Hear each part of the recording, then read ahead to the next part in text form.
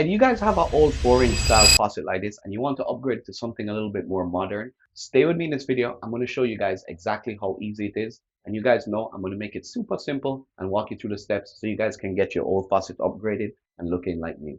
All right, let's get at it. Hey guys, welcome back to the channel. If it's your first time here, welcome of course. And to all my longtime subscribers, welcome back. Today I got an easy video for you guys. You definitely shouldn't have these old 4-inch style faucets anymore in your bathroom, but if you do, I'm going to show you guys how to replace them. Now, as usual, everything that I use in this video, I leave links in the description, so don't worry about it. Just focus on the task at hand and the steps that it's going to take. And while I'm changing out the faucet, I'm also going to be replacing and upgrading the drain to this new pop-up style instead of the push-pull lever system that this old one has. These actually are replaceable and they don't get hair and stuff stuck in them. If you're interested in doing your drain as well, make sure you watch the entire video so you get the full scope. All right. Now, without further ado, I don't want to complicate these things. Let's jump onto here and let's replace this faucet ASAP. All right, let's get at it. So first things first, we want to access underneath our cabinet. And what I want you to do is I want you to grab yourself a bowl, whether it's a Tupperware or a pot or whatever, and slide this under your piping in here to catch any excess water because you might get a little spillage, but you want to protect your cabinet. And don't judge me, guys. This is what I have. So just use whatever you need as long as it can catch water. Next up, you want to go ahead and locate your hot and cold water valves and shut them off. Now, once your valves are completely shut, the next thing you want to do is you want to open up your pipe and make sure that there's no water coming out. So at least you know that your valves are shut and you should be good to go. Now that the water is shut off, we can jump underneath and we can start disassembling the faucet. All right. Next up, I want you to locate where your valves are connected to your faucet. They should just be connected to the faucet with nuts, and all you want to do is loosen them and let them hang and drip down into the bowl that you have at the bottom of the cabinet. Now, there are many ways to loosen these nuts. You can either use a channel lock or a wrench or an adjustable wrench, or I have this handy tool right here that is adjustable and allows me to loosen them. But whatever you decide to use, just loosen the nuts and then we can move on to the next step. All right, if you look up underneath your sink, you're going to notice a couple of things. You're going to have this nut right here, along with this rod, this retention clip, and this leading up to your puller up on top of your sink. So the first thing you want to do is you want to remove this retaining bracket. Just slide it off. It should come right off. Next up, you want to go ahead and loosen this nut and remove it. Once you have the nut removed, you're going to notice you have this rod here. What I like to do is push it back in and push up on it so that you can remove the actual drain from the top of the sink. Just pull it out. Now you can go ahead and remove this stem. And last but not least, we have one more rod that's connected to the puller on the top, but it's held in place by this nut right here. What you want to do is just loosen it. Sometimes it's hand tight or sometimes you got to get a wrench on it. Just go ahead and loosen the nut. The rod should slide off. And now you can just pull up on the rod from up top and you should be able to remove this completely. All right, now the next step is to actually remove the faucet. Now this is the easy part because we've taken and disconnected everything. Now if you look underneath the countertop from underneath, the faucet is usually only held in by some sort of brackets. Sometimes they have nuts like these that are just threaded around the threaded portion that passes through the countertop. But in my case, I actually have a nut with a clamp. Whatever the case is, you guys just want to remove the bolts that are holding the faucet to the countertop. And once you have these bolts removed, there's nothing else holding it in place. The only thing left to do now is just go ahead and pull the faucet up and it should come right out. And just like that, we have the old faucet removed. We can go ahead and get ready to put in a new one. Before we put in a new one, the one thing you want to do is you want to check the countertop to see if there's any old gaskets, and grab yourself like a scraper or something like this and remove any caulking or anything that was installed by the previous owner or the person who installed it. Just remove everything and use yourself a spray bottle and clean up the mess and get this thing ready to receive the new one.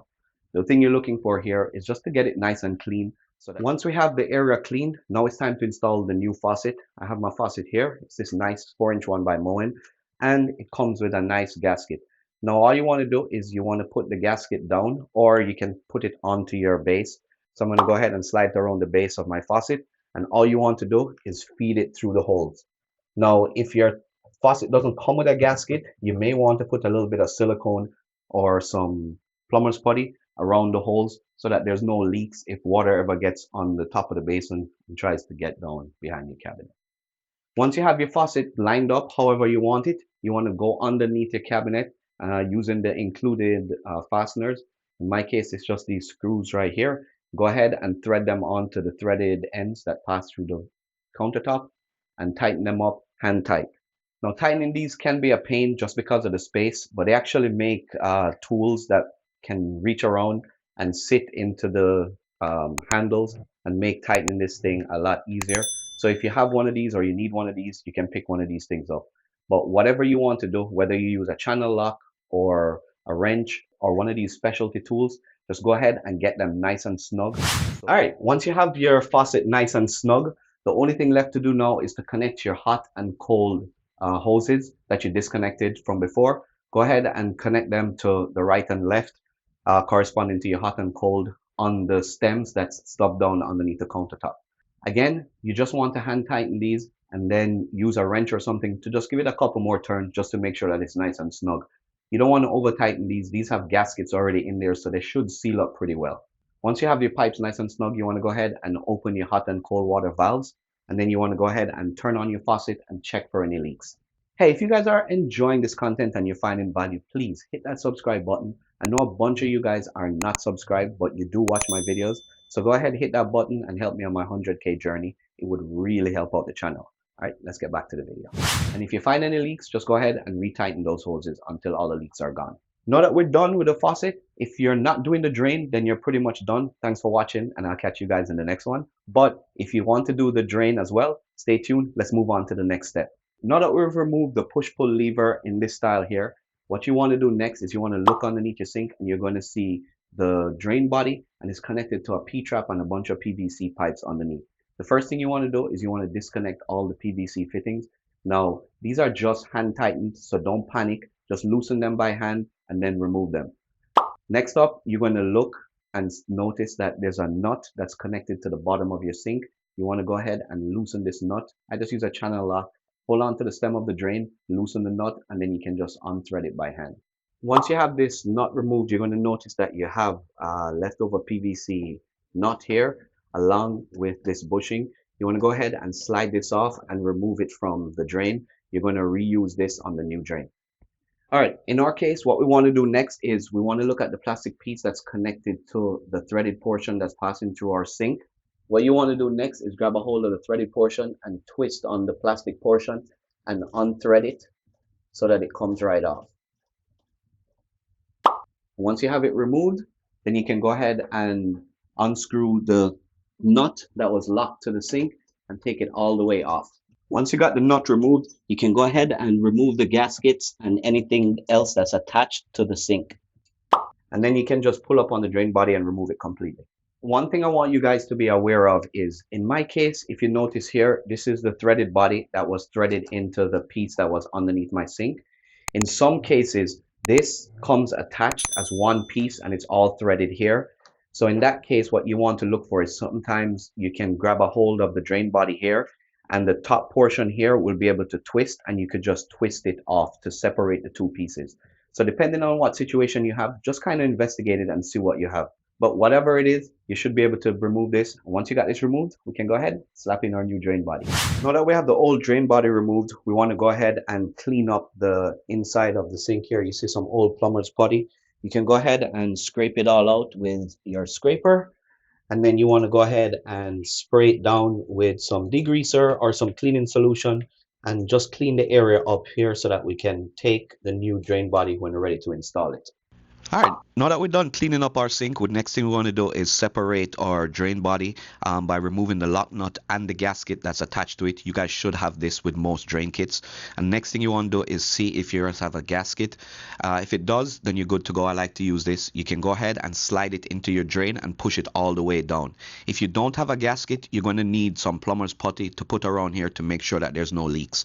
Now, if your sink and your drain has an overflow, you want to go ahead and line up the hole in your drain with the hole in your sink. This is going to make it easier just in case any water gets through. It's going to flow down into the drain and you won't have any problems in the future. Now, next thing you want to do is look up underneath the sink and install the gasket flush to the bottom of your sink. And then you're going to install the lock nut. In this case, mine is just a hand tightened lock nut. You want to go ahead and thread this as tight as possible until it's snug up against the bottom of the sink. The next thing you want to do is you want to take this nut and the bushing that we had before. You're going to slide it up with the threads facing down, along with this bushing with the cone facing down. And once you have that in place, you can go ahead and start reassembling all your PVC pipes together. Now, I like to do this loosely at first and make sure they're all nice and snug and that they all fit and the threads are nice and fitting smooth together. And then you want to go ahead and hand tighten it and crank it down all the rest of the way. Again, with the PVC fittings, don't use a wrench, please. Just hand tighten them. You don't want to break these. All right, with everything tightened up, we should be good to go. You want to go ahead and turn on your faucet, check for any leaks, make sure that your drains are not leaking, and inspect them well. If they're leaking, you can go ahead, tighten them up, see what needs tightening, and you should be good to go. Now for the fun part, we can go ahead and put the pop drain in. This is cool because it's removable, so if you ever get hair stuck in here, you can just pull this thing out and you'll be able to clean it out really easily. And it's super easy to install. You just take it and put it in your drain and push it down until you hear it click. Once it's clicked, you can give it a couple presses to make sure it's functioning.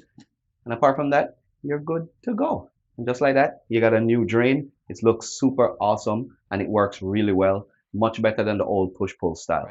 Well, I hope you found it helpful. And if you did, please don't forget, hit that subscribe button and stay tuned for more DIY content. Until next time, I'll catch you guys in the next video.